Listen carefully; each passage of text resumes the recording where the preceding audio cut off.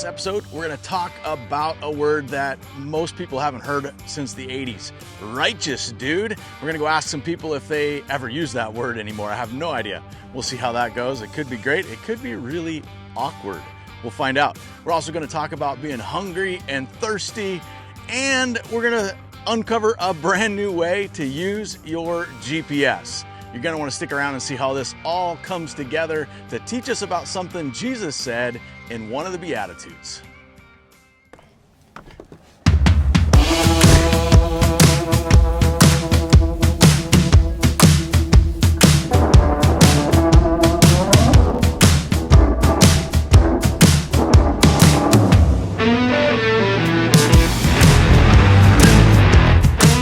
So, have you heard anybody use the word righteous lately? No. If you had to use righteous in a sentence, what would you come up with? I don't know, guess. I have nothing. Like, that's totally righteous. Yeah. There you go. Yeah, like the 90s. Yeah. Yeah, that's Yeah. totally righteous, tubular. All Tubular, that stuff. right? Yeah, there you go. Right? What would you say? How would you put righteous in a sentence?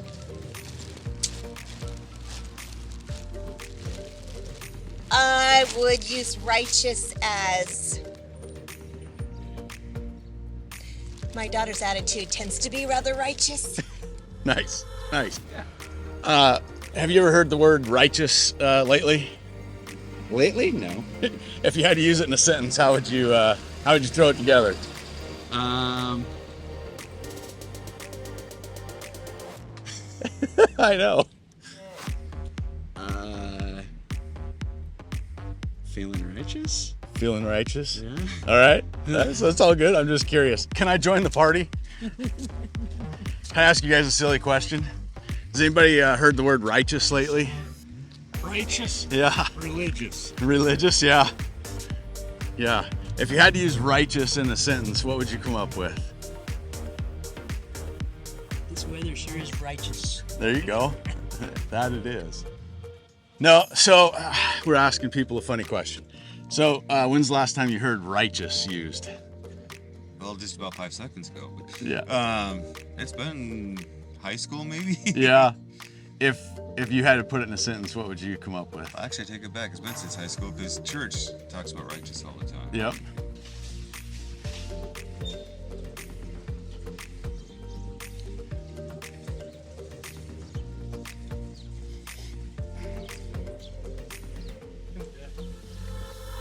Have you heard the word righteous lately? No. You remember the last time you ever heard that one? Not in recent times. If you had to put it in a sentence, would you be able to come up with anything? I'd have to think on it. Yeah. It'd take a whole bunch of time. Time you heard the word righteous? Can you think of anything? I think I heard it just very recently when Oh. I was watching a show on a court TV. Oh, very for real? Yeah. Nice. Nice. If you had to put it in a sentence, could you come up with a way to use it? The people were very righteous. Nice. Nice job. Thank you. Well, I think we proved our point. Let's try it again. Well, I think we proved our point. Righteousness is not something that people are super familiar with, and we put people on the spot and tell them that you want to see if they can use that word in a sentence. It is not easy for people to do. And I think it just helps us understand what a hard thing it is to hunger and thirst for something that we don't even really grasp what it is we're supposed to be going after. That's what we're going to chase down in the rest of this episode. Let me go find the truck wherever I left it in the Home Depot parking lot, and let's get on with it.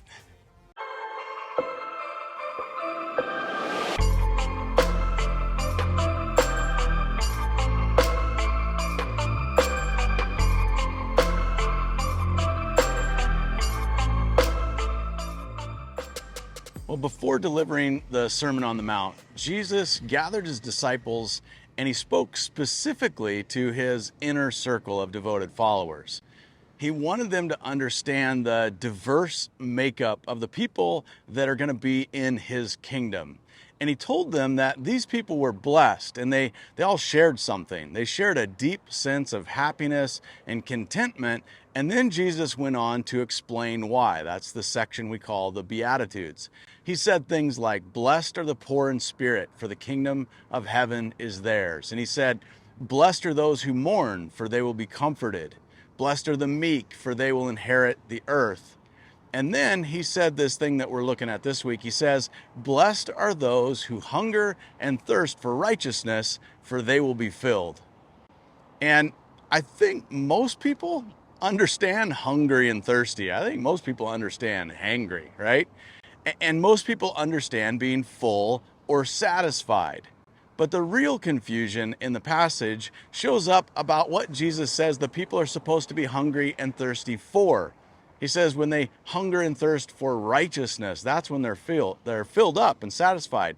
But what is it, and how can you actually be hungry for it if we don't even know what it is? Well, in order to help you understand righteousness, I want to introduce you to a device that you've probably all seen before. And in order to do that, I got to jump in the truck, and I'm going to show you what we use to navigate. Let's take a look at it.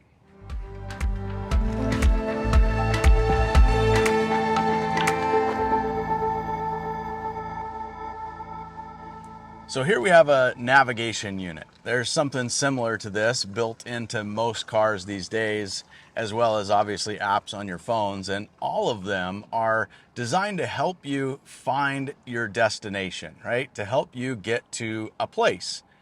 And that's really what I want you to imagine when you think about righteousness. It is a place.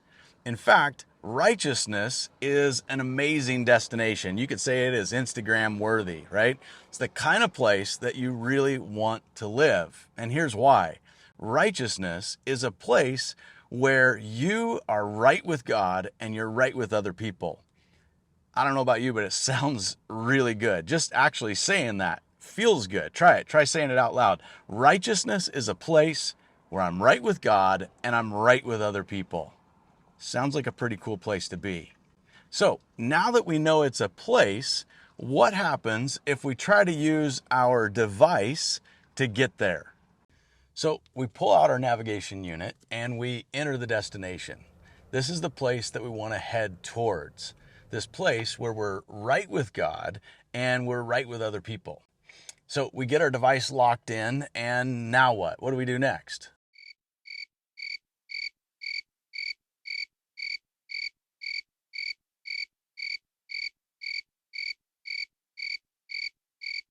Well, now we actually have to start the truck and go.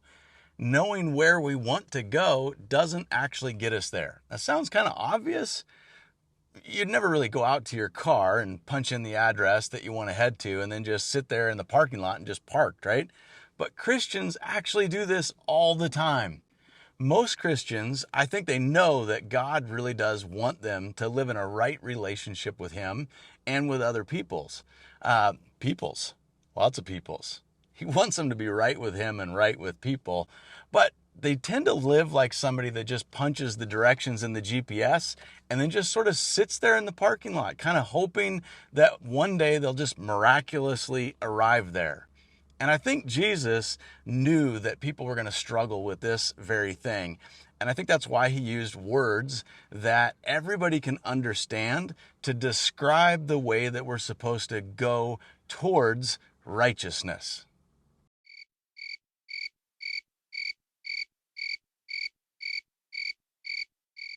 So Jesus says to His disciples something like this: you know who the truly blessed people are? The ones that are happy no matter what life seems to throw at them.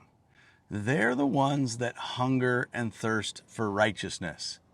In other words, truly blessed people are the ones who get their GPS out, they punch in the destination, and they're dedicated. They're like, I want to go to the place where I'm right with God and right with other people. And then they actually go after it. They start up the rig and figure out how to go after righteousness like they're starving for it, like they're hungry for it. So let's go.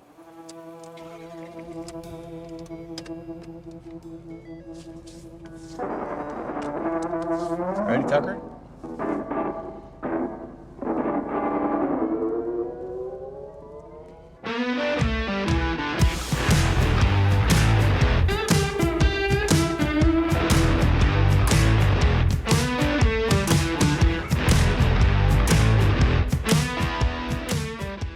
Well, everybody knows it's a bad idea to go to the grocery store when you're super hungry.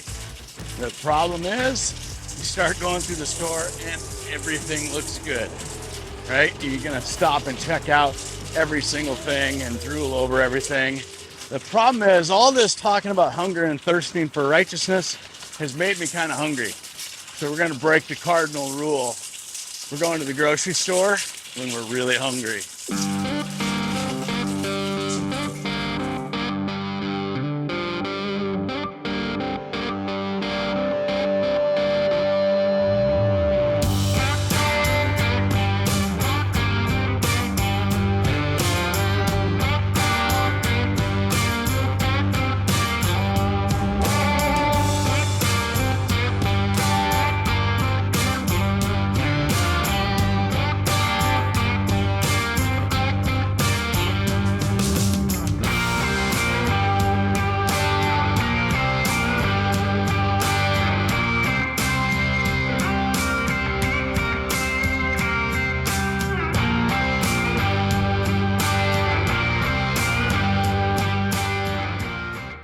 This is what Jesus had in mind when he talked about the people who hunger and thirst for righteousness.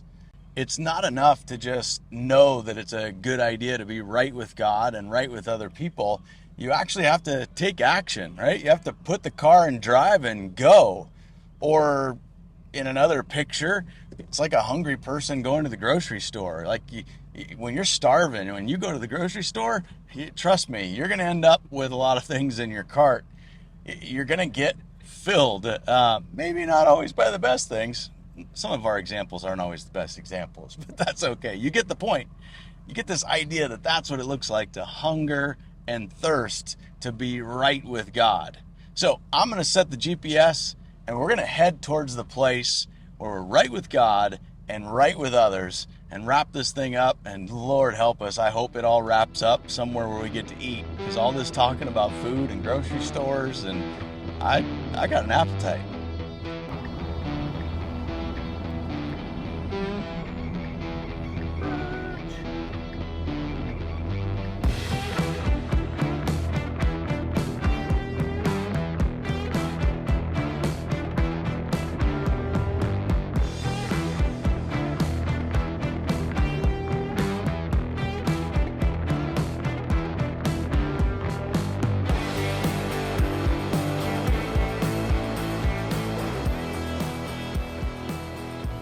Well, if you've ever been hungry and then had a really good meal, and it was just perfect, and you lean back at the table afterwards and you just think, man, that was good, right? You may even think that's the kind of thing I could eat almost every day. It's so good. That's me with my favorite mod pizza and my little custom design that I have here. And that, I think, is the kind of satisfaction that Jesus says will come to the people who hunger and thirst for righteousness. They'll have this sense that they're full and satisfied. And I don't know about you, but it sounds pretty awesome. The great news is the Bible is full of instructions to help you learn how to pursue righteousness. But if you're like me, you may want to know if there are any shortcuts. I mean, after all, the Bible has almost 800,000 words in it. That's a little bit intimidating. Lucky for us, Jesus knew that we would want some shortcuts, so he spelled them out for us in 3 short chapters. In just over, maybe a little over 2,000 words, in Matthew chapter 5, 6, and 7, Jesus essentially gives us the cheat codes for how to be righteous. So, I would say this week, I want to leave you with this challenge. Read those 3 chapters and start really learning what Jesus said in those particular verses, and then thinking through how you can actually do what he's teaching there. Well, I got a little bit of pizza left here, and it feels like it'd be a shame to just leave it sitting here. And so I'm gonna see if I can't knock out one more of these and cut you guys loose. So whether you're watching on your own or with a group, I just want to say we're stoked that you guys are watching. Hope this helped you get a better idea of what it looks like to hunger and thirst for righteousness. And I hope you had something to eat before this episode, because if not, you're probably gonna have to go find some snacks because you're gonna be hungry. All right, we'll see you next week from wherever we are out there.